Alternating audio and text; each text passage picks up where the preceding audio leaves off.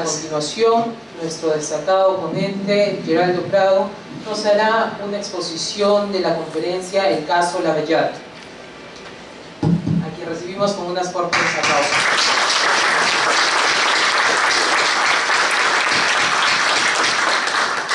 Muchas gracias a todos, muy bienvenidos.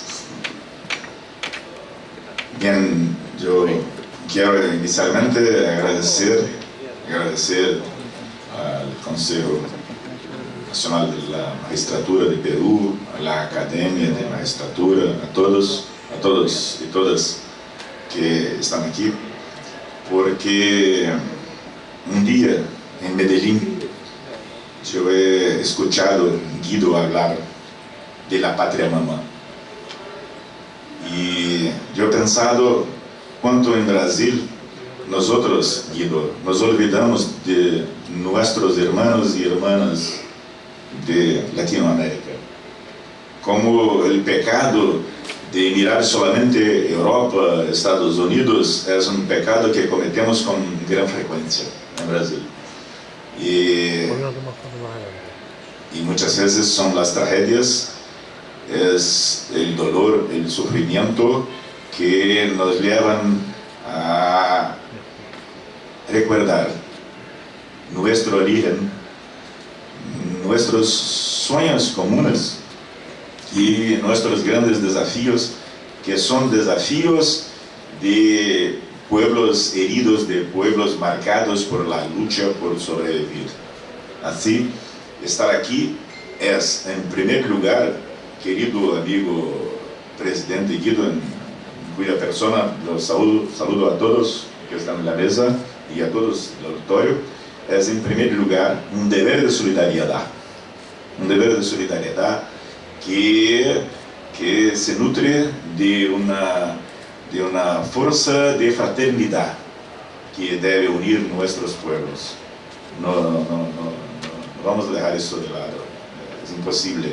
Estamos juntos en esta jornada en la tierra y, como usted mismo dice en Medellín, si hay una patria mama, es la patria mama de todos los seres vivos. Somos todos aquí, es la patria mama también de todas las cosas. Es la patria mama de todos y vamos juntos luchar para superar el dolor, el sufrimiento. Es un deber de fraternidad, un deber de solidaridad. Y, claro, con su generosa y agradable hospitalidad, un placer de estar también en Lima y un placer de encontrar el amigo, conocer a Ana, conocer a Sandra, Alfredo, tantos que fueron muy amables hoy por la mañana. Yo no hablo el español tan bien cuanto Guido habla el portugués. Guido en Río pasa por carioca. Hay mucha gente que en Río piensa que Guido es hincha de Flamengo. Sí.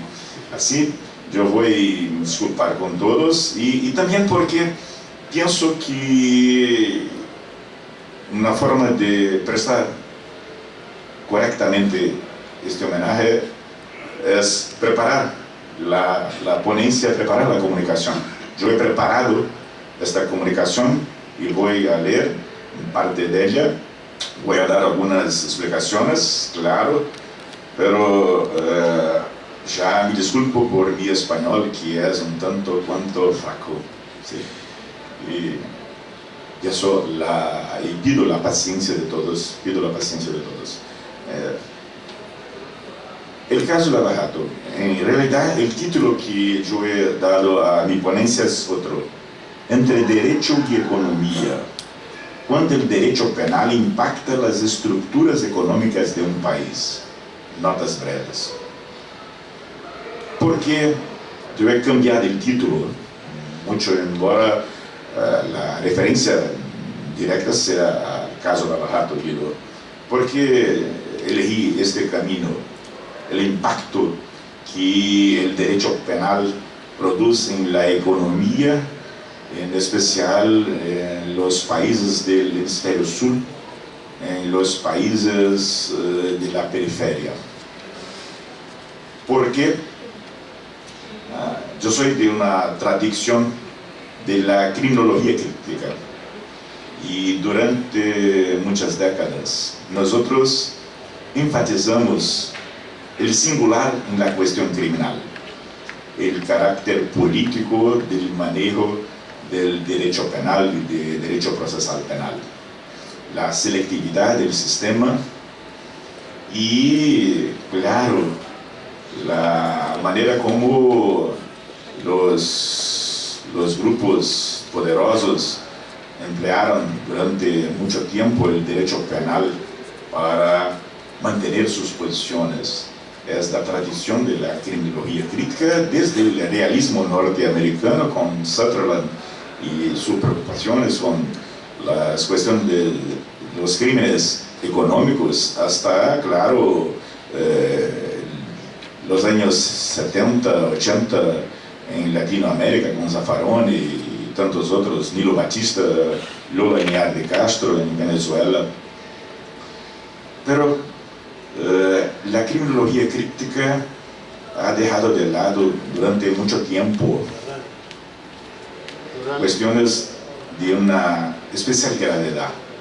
Los crímenes practicados en el ámbito de los estados, los crímenes de los estados y los crímenes de los mercados.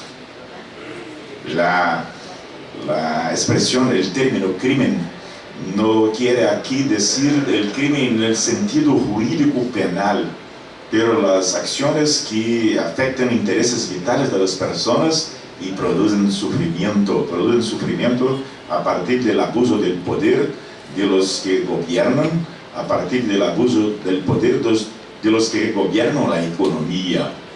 La criminología crítica se preocupó con las personas etiquetadas, con las personas definidas previamente como criminosas en un manejo del derecho penal que era funcional a la mantenimiento del poder, pero dejó de lado algo muy grave que son las víctimas de los excesos, de las violencias de los poderosos.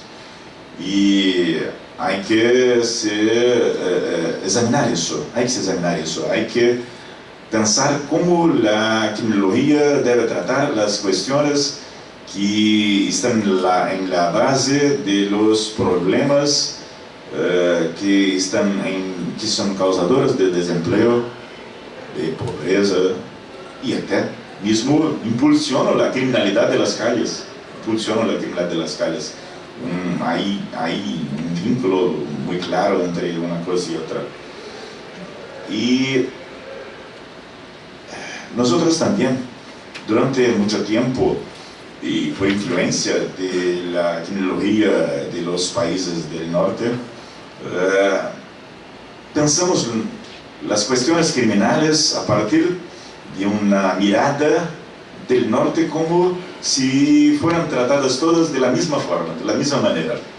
No nos demos cuenta de un aspecto que en lo que se refiere a los crímenes del mercado y a los crímenes del Estado es marcante, Guido, que es la geopolítica del poder criminal.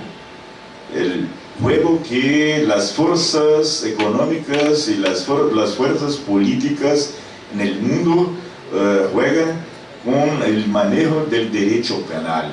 Un juego que no se da en el nivel más bajo de la criminalidad de la calle, más en el nivel de la criminalidad económico-financiera. Algo que está en plan de desarrollar, de deslocar, como se dice en español, cambiar de lugar, ¿sí? Empresas, sectores enteros de las economías nacionales de los países periféricos y semiperiféricos, de la periferia, dejando todo el campo económico abierto para un neocolonialismo de las empresas del norte, que es algo que se verifica actualmente.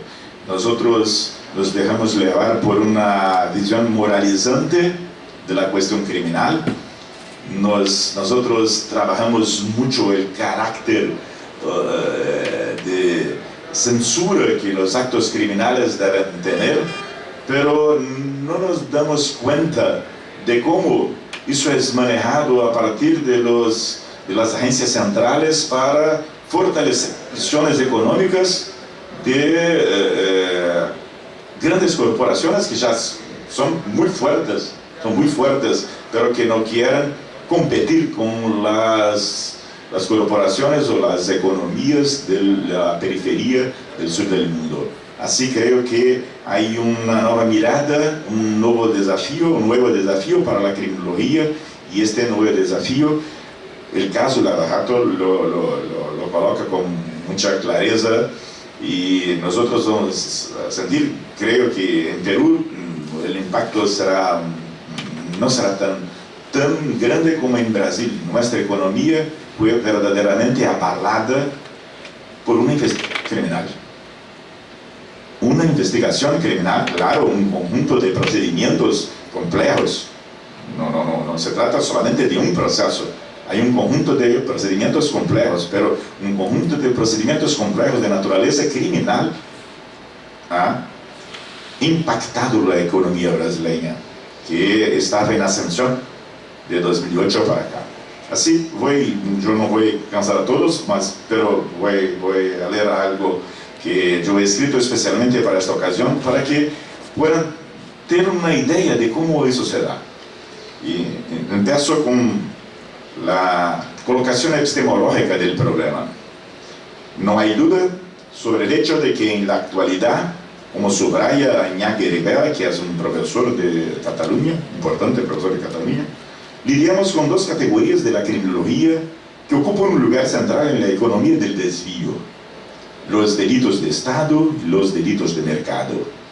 Como afirma Iñaki Rivera, la dañosidad social producto de la globalización económica se incrementa notablemente, aunque al final sigue repercutiendo sobre el referente material empleado por los autores italianos Franco Piccolo y Alessandro Barata, que fueron dos grandes influencias para la criminología crítica latinoamericana.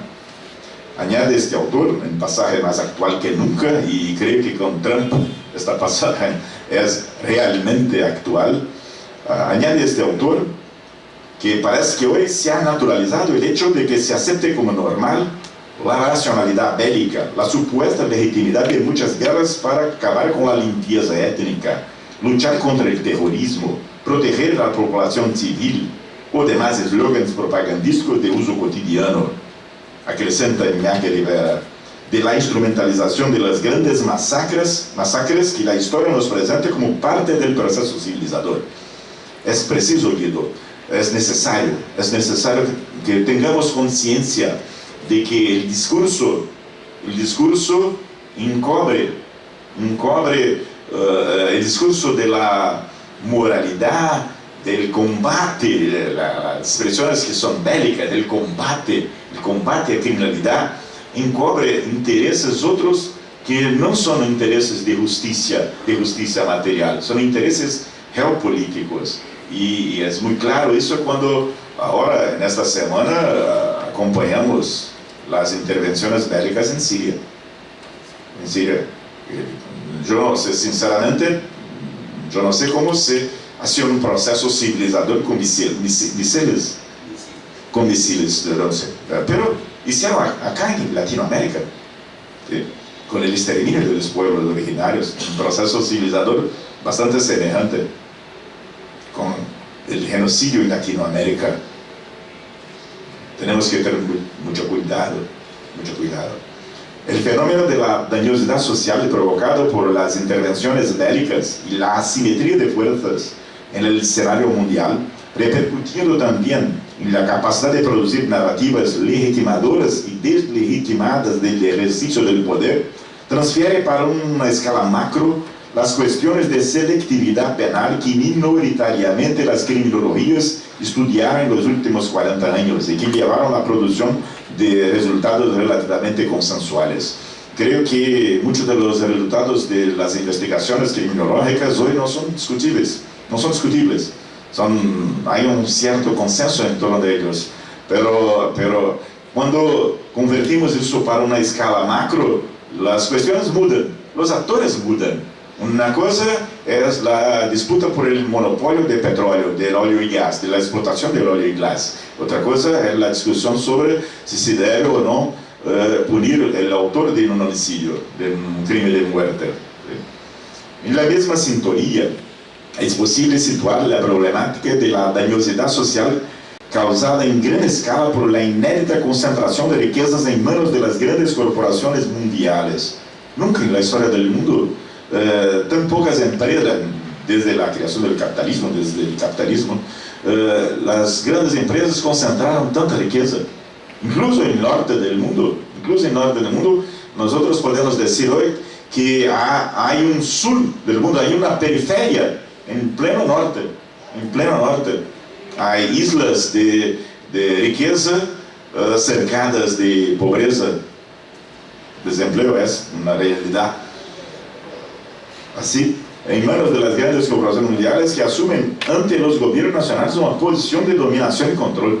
Las grandes empresas comandan los gobiernos, las grandes empresas comandan las monedas, las grandes empresas comandan el flujo económico y dictan a los gobiernos lo que deben o no hacer.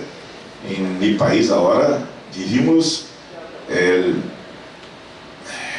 término el fin de un ciclo de protección y seguridad social. Hay un movimiento muy fuerte en el sentido de que sean revogados derechos sociales, derechos de los trabajadores, derechos de las poblaciones vulnerables. Eso no es solamente una decisión política, es una decisión política de fuera para adentro de los intereses del capital para el interno de cada país. Y esto es muy grave. José Ramoneda, en el prólogo a una importante obra de Arias y Costas, acentúa este elemento distintivo de la actual fase del capitalismo. Y ahora cito Ramoneda. ¿Cuáles son las manchas más evidentes en la nueva piel del capitalismo? Ciertamente, lo primero que deslumbra la mirada es el cambio de escala, que desequilibra la relación entre poder económico, que es global, y poder político, que es nacional y local, y crea poderes contramayoritarios, de dudosa legitimidad. El desplazamiento es la palabra que me fuyó, es desplazamiento hacia una hegemonía ultrafinanciera que acelera la secesión del dinero respecto a la sociedad. El poder económico ya no tiene patria. La marcada tendencia a la desigualdad que se ha convertido en problema capital de los países antes llamados del primer mundo, donde inmensas clases medias habían llegado a creer que jamás volverían a beber de este cáliz. Estas tres tendencias, enfatiza Ramoneda. Podría decirse que el razonamiento de Arias y Costas concluyen en una: el notable deterioro del contexto moral en el cual opera la dinámica de los mercados. No sería la primera vez en la historia que en un proceso de cambio de escala de la economía, lo primero que se globaliza es el dinero y el crimen. Poder de los monopolios sobre el mercado, impotencia de la política, ruptura del equilibrio entre capitalismo y democracia, facturas sociales irreconducibles, un proceso especialmente sensible en Europa, que ve cuestionado un modelo singular de bienestar y cohesión social que tenía ambición universal y ahora es ridicularizado con melancolía del pasado. No sé si están acompañando lo que se pasa ahora en Hungría, que es muy grave. Lo que se pasa en Hungría ahora es un retroceso social y un retroceso político, es la ascensión del autoritarismo, de un autoritarismo que es muy parecido con el autoritarismo de los años 20 y 30 del siglo XX. Y un autoritarismo que es vivido, que es experimentado con naturalidad por las personas de las calles en Hungría. Y no solamente en Hungría, en Dinamarca también, en Bélgica también. Y así en Francia hay el riesgo de un retroceso muy grande. Y mucho de eso nosotros debemos a los efectos de la concentración de las riquezas del mundo.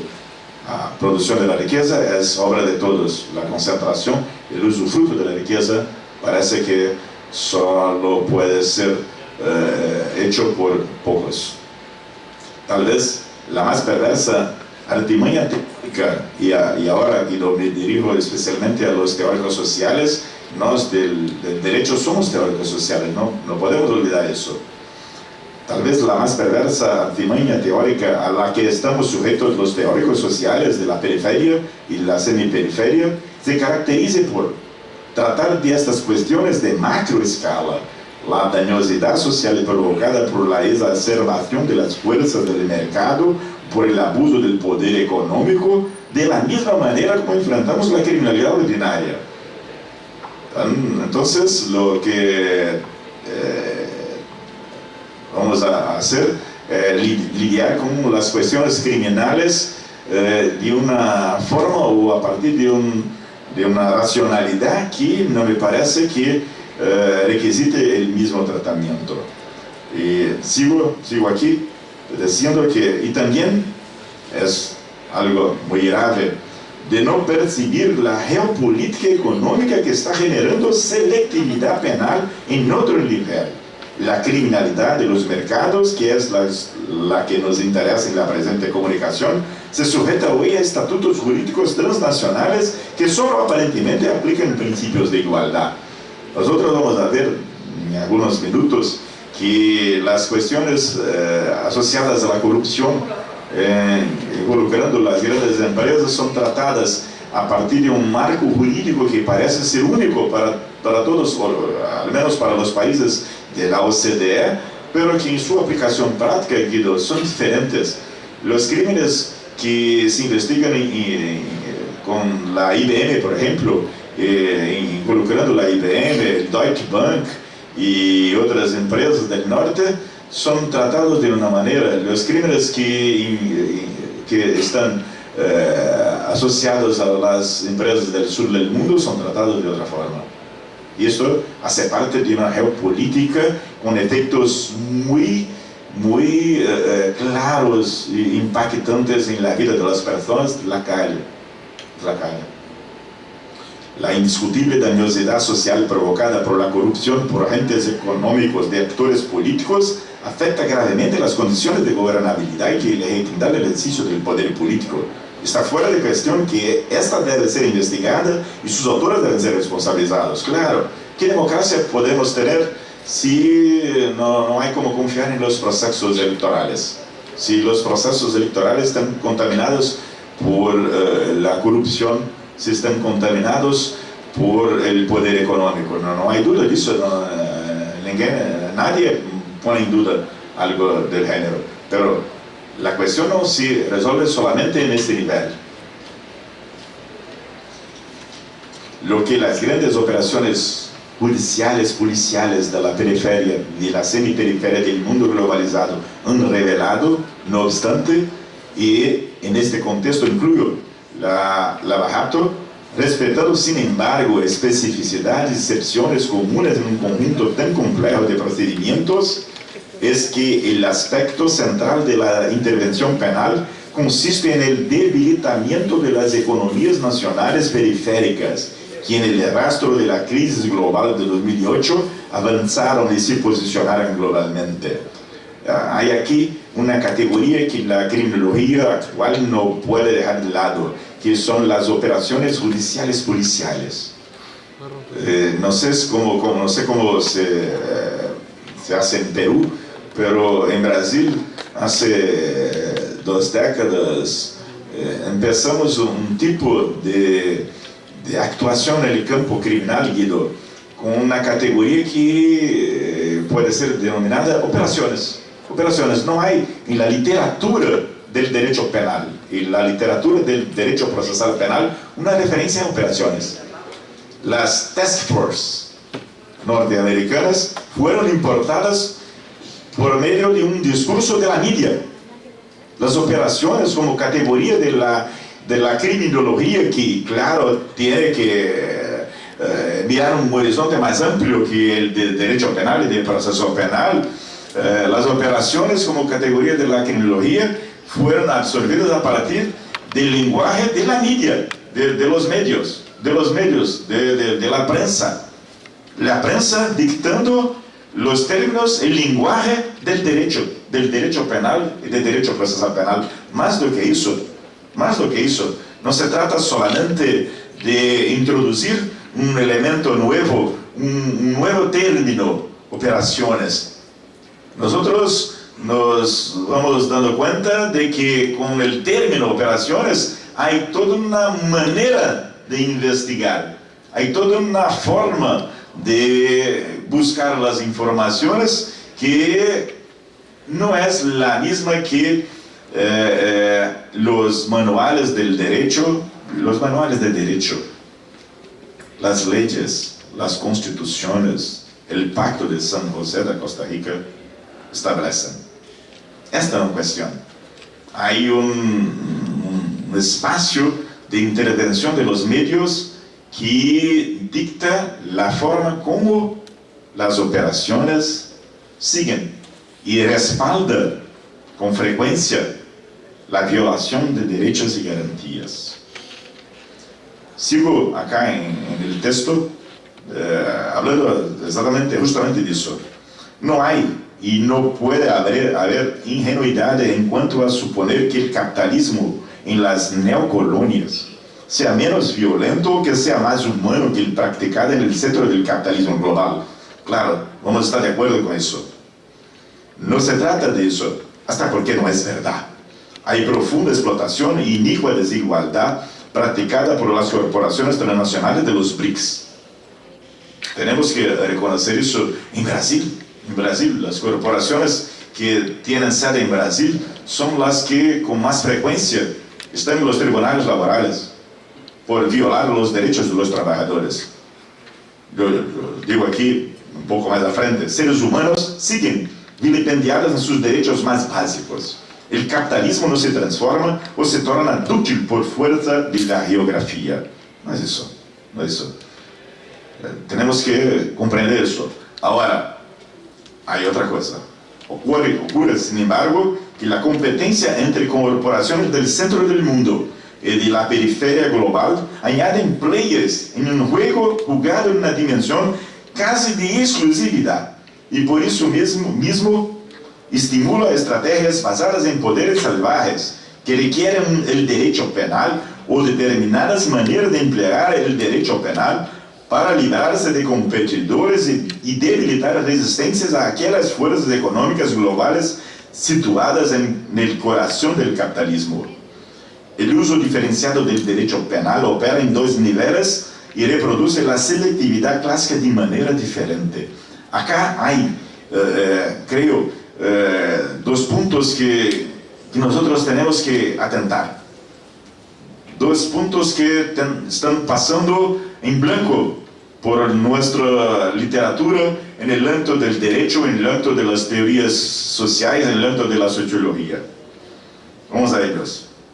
En efecto, en el ámbito internacional, el modo diferenciado en cómo son aplicadas las reglas punitivas a las empresas tiende a descartar las corporaciones oriundas de las economías más frágiles.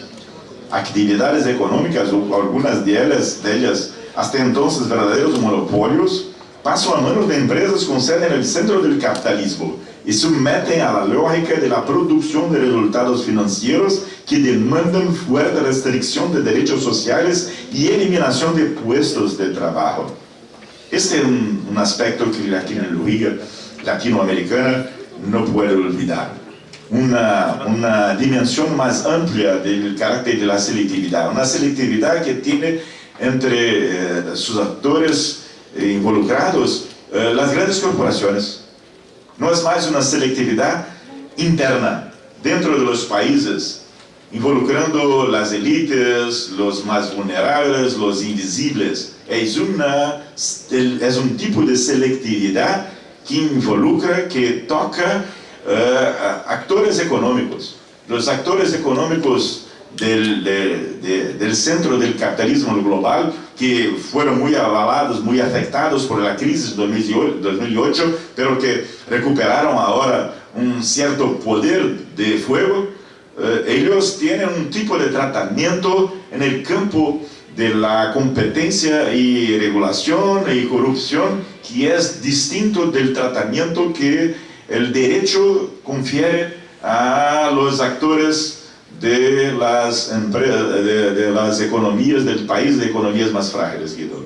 Eso es algo que no se percibe porque tradicionalmente la criminología mira las personas naturales, las personas de carne y hueso que están involucradas en el proceso criminal. No se da cuenta que hay un derecho penal de las empresas hoy.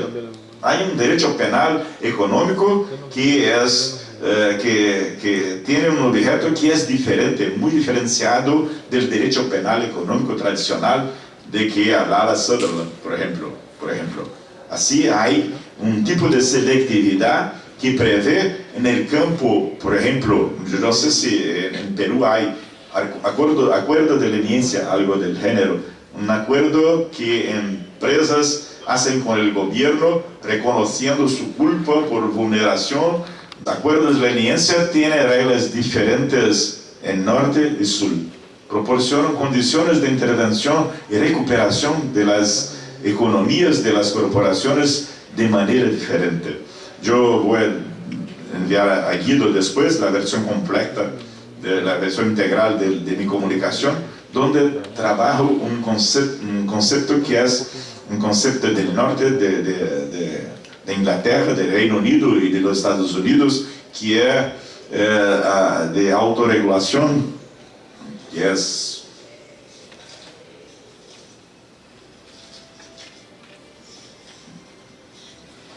un concepto muy importante, desarrollado por la profesora Sue Arrowsmith de la Universidad de Nottingham, que es el autosaneamiento, self-cleaning, un concepto de self-cleaning que permite una especie de leniencia que recupera las empresas en el norte, pero que nosotros no aplicamos en Latinoamérica y dejamos nuestras empresas quedar en manos extranjeras. Esta es una forma de esta selectividad de que estoy hablando acá y que es importante por sus reflejos naturalmente en todos los estados de economías más frágiles. Sigo acá con la siguiente observación. El discurso del mercado en teoría fundamenta las arremetidas declaradas como proceso de internacionalización de las economías más frágiles, enmascarando una faceta más extraordinariamente perversa de este proceso civilizador, a semejanza de la guerra justa de que yo he mencionado de atrás. Las economías de los países periféricos son reconducidas a la posición típica que ocupan en un cuadro de neocolonialidad, proveyendo materia prima y mano de obra barata y altamente descartable. La selectividad penal vista desde la perspectiva externa, que cuenta con la brutalidad del aparato represor del Estado, incidiendo sobre sectores antes inmunizados de las sociedades colonizadas, los colonizadores de su propio pueblo, para desorganizar las resistencias a la investida del capital de fuera, es compensada por la introducción de una selectividad interna intrasistémica. Esto es un desafío, Guido, porque para que empresas, para que grandes corporaciones lleguen al punto de que, como he dicho en su presentación, más de 90 altos funcionarios participen de un programa de delación premiada, de colaboración premiada, de autoinculpación, de reconocimiento de su propia culpa. Para que se llegue a eso, es necesario el empleo abusivo de la prisión preventiva. La prisión preventiva, en el marco de estas operaciones, es empleada no como una medida cautelar, no para asegurar la producción de la prueba, no para evitar la fuga de los investigados, sospechos, acusados, mas como modo de convencê-los, de levá-los a colaborar, de facilitar uma espécie de rendição, é assim que se habla acá, rendição, e uma colaboração que é também facilitada por uma ação no nível patrimonial que secuestra todos os bienes. Nosotros estudiamos eso en el ámbito del proceso penal con orientación criminológica, lo llamamos de efecto Hydra, y es algo que deja sin defensa los investigados, literalmente quedan sin defensa y lamentablemente los tribunales están manteniendo las decisiones de esta naturaleza que no se amparan en las constituciones, en las leyes, en el Pacto de San José de Costa Rica. Es una técnica que casi se aproxima de la extorsión, una especie de extorsión practicada a partir del Estado. Es muy grave, pero hay una selectividad, una segunda selectividad que compensa esta primera selectividad. Si hay abuso de la prisión preventiva, si hay abuso de medidas cautelares de naturaleza patrimonial, si todas son adoptadas, si muchas veces la mayoría son adoptadas sin respecto a los requisitos legales, hay una compensación, y esta compensación termina por ser un tapa la cara, ¿es posible hablar así? Un soco no rostro. Un puñete en la cara de la sociedad, Apoyándose en dispositivos penales que desarticulan el principio de la legalidad, el sistema de responsabilidad ofrece a las personas sujetas al proceso penal de la criminalidad de mercado opciones de conductas procesales que no están disponibles en la generalidad de los casos de la economía punitiva.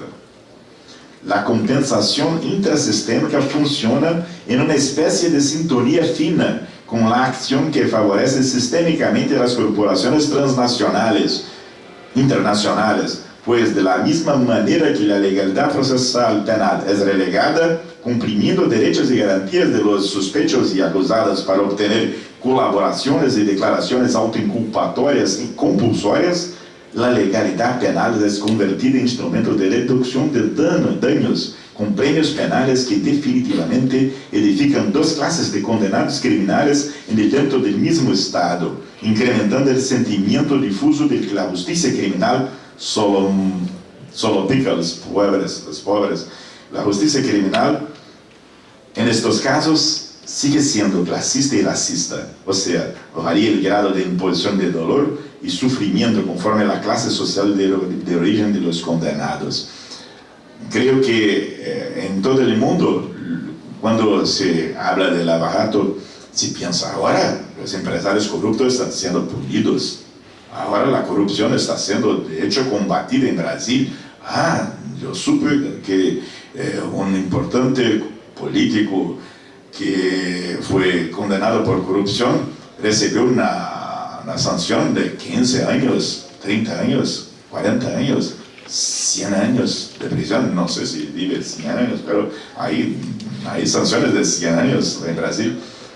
Pero cuando se mira la sentencia, cuando se mira más cercano la sentencia, de los 50 años, 30 años, 100 años de condenación, solo 2 años él pasará realmente en la cárcel. Y los demás quedará en su casa, normalmente con su piscina, con su jardín, con su vida, todo tranquilo, y con un monitoramiento electrónico que no lo impide de ir a su barco, visitar a sus amigos, estar bien. Para el mundo, Brasil combate la corrupción. Para los brasileños, especialmente para aquellos que están todo el tiempo sujetos a la justicia criminal, para aquellos que forman parte de una población carceraria que es la tercera o la cuarta del mundo, 700 miles encarcelados. Ciertamente la cosa se da de otra manera, porque no hay como comparar una condenación por hurto a 4 o 5 años de cárcel, la cual la persona queda 2, 3, 4 años en la cárcel, a una condenación a 50 años, en la cual la persona queda los mismos 2 años en la cárcel, pero no en el mismo cárcel, es otro cárcel, es un poco mejor, es un poco más arrumado, un poco más limpio. ¿Sí? Sí. Para el mundo, el Lava Jato es emblemático modelo de combate a corrupción. Para el Brasil, para los brasileños que acompañan de cerca, mucho cerca lo que ocurre, nosotros estamos experimentando una doble selectividad penal, ahora intrasistémica, porque la selectividad tradicional no punía a los poderosos, no había punición, no había investigación, no había punición de corrupción. Ahora hay, pero ahí no hay. Ahí no hay. Como decíamos en un periodo en mi patria, hay solamente para inglés ver, solamente para los extranjeros mirar, pero en realidad no hay. Así, es un cuadro que es muy grave, La rueda de la punición no se mueve aleatoriamente. Tampoco creo que la cuestión compleja de la dañosidad social causada por la criminalidad de los mercados sea tratada de la misma manera en todos los lugares.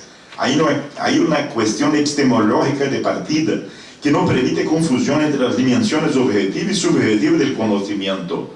El tema de la verdad en las ciencias sociales reasume un lugar destacado siempre que el discurso dominante en la esfera jurídica y la acción practicada en teoría basada en él se desencuentran, casi en nivel de lo absoluto. Aquí hay un desencuentro muy grave entre la realidad y el discurso penal. El discurso penal, yo sé que me dijeron hoy que Sergio Boro estuvo en Lima o en Perú un mes, marzo. El discurso de la punición no corresponde a la realidad de la punición en Brasil. Esta es la verdad. Concluyo recordando la enseñanza de la moneda mencionada al inicio.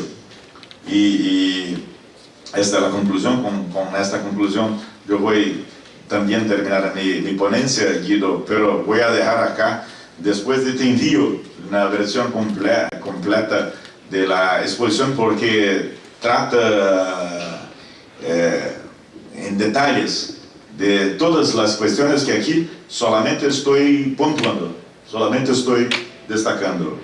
Concluyo recordando la enseñanza de la moneda mencionada al inicio. Y ahora, la moneda. Desde Nietzsche, no hay coartada para confundir la verdad verdadera de la falsa verdad. O dicho de otra manera, la verdad que nace del conocimiento y la verdad epocal de cada momento. Aquellas ficciones que operan como verdades incontestables de una época. Y una de las tareas de las ciencias sociales es precisamente señalar y no cegar esta diferencia. Este es un gran desafío para nosotros de la academia, para nosotros de la ciencia. No nos cabe cegar la diferencia entre la realidad y el discurso. Nosotros tenemos el deber de señalar la diferencia y tentar explicar, tentar entender la razón de la diferencia. Para ello, sigue la moneda, para ello hay que tomar distancia, es decir, asumir la perspectiva de las humanidades que tanto estorban a algunos. Las ciencias sociales se mueven en un territorio proceloso, su vocación es del conocimiento y su participación en el debate público la sitúa en el terreno de las opciones y de la toma de decisiones. Las ciencias sociales no son ciencias para los científicos quedar en sus oficinas, son ciencias para que los científicos estén acá, en el público, debatiendo, mostrando su rostro, su cara.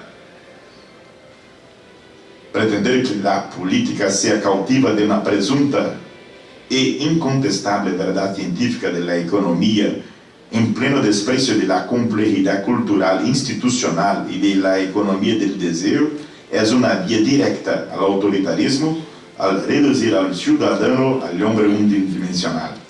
Bien, Guido, lo que puedo te decir que los métodos para la obtención de los resultados en la Lava-Jato, muchos de ellos en gran parte son métodos que violan las constituciones, las leyes. Esto es grave.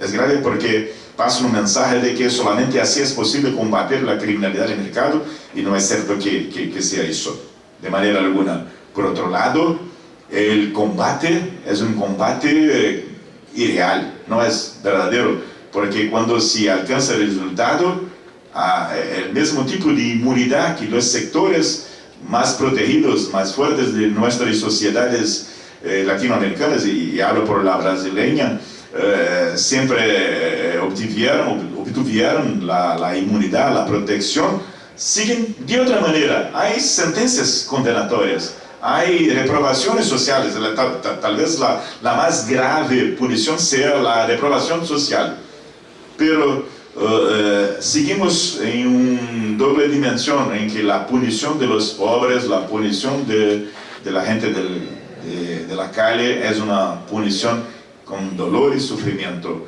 y la otra es casi que meramente simbólica. Eso es algo funcional para las grandes corporaciones transnacionales del norte, porque les asegura, les garante una posición estratégica en la economía. Es funcional para los que son flagrados cometiendo crímenes de corrupción, crímenes contra la libre competencia en estas corporaciones del sur, y eso no es funcional para la ciudadanía y para los que creen que la libertad y la igualdad son los valores fundamentales de la vida humana. Muchas gracias.